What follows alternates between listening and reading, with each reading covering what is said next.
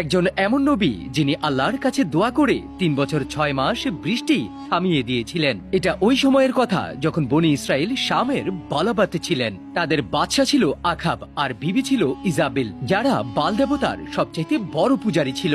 বাল একটি পাথরের ভূত ছিল যাকে লোকজনেরা বৃষ্টি আর ফসলের দেবতা মানত।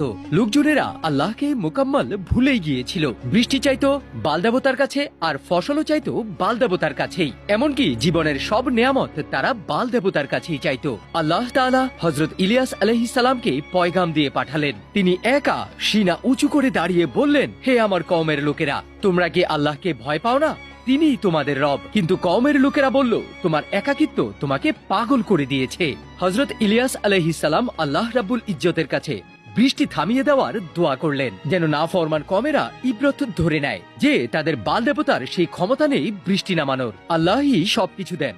হযরত ইলিয়াস আলাইহিস সালাম কুহে কারমালে উঠলেন, দোয়া করলেন, ইয়া আল্লাহ, তাদের চোখ খুলে দিন, বৃষ্টি থামিয়ে দিন, যেন তারা বুঝতে পারে আপনি একমাত্র বৃষ্টি দেনেওয়ালা। হঠাৎ করে আকাশ নীরব হয়ে গেল, মেঘ গায়েব হয়ে গেল। 3 বছর 6 মাস চলে গেল, কিন্তু এক ফোঁটা বৃষ্টিও হয়নি। জমিন ফেটে গিয়েছিল, নদীনালা শুকিয়ে গিয়েছিল, কুয়া হয়ে গেছে খালি, আর ফসল গিয়েছিল মরে। জন্তু জানোয়ারও মরা শুরু করলো। বাচ্চারা তৃষ্ণায় কাতরাতে থাকলো। মায়েরা শিশুদেরকে দুধ পর্যন্ত খাওয়াতে পারছিল না। তারা বাল দেবতার পা ধরে কান্না করে, চিৎকার করে, এ বাল দেবতা, আমাদেরকে বৃষ্টি দাও। কিন্তু পাথরের মূর্তি খামোশ ছিল। ওই 3 বছর 6 মাস ছিল যেন কিয়ামতের মঞ্জার, যারা বাল দেবতার পূজা করছিল। এর পরের মুজিজা গায়ের পশম দাঁড় করানোর মতো, যা পার্ট 2 তে বলা হয়েছে।